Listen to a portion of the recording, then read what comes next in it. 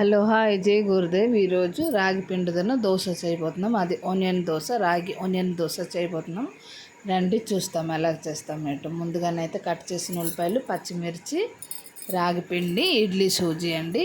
ఇప్పుడైతే గిన్నె పట్టుకుని వెళ్ళాం, దాంట్లో నేను రాగి పిండి వేస్తున్నాను.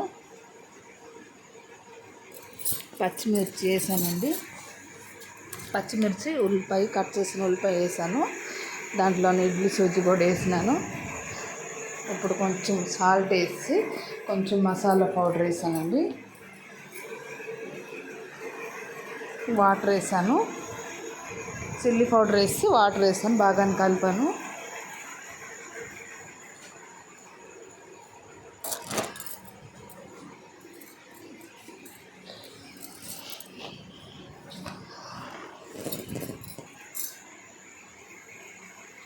ఇప్పుడైతే పెన్ను పెట్టుకున్నాం. పెన్ను వేడెక్కినాక వేయాలండి.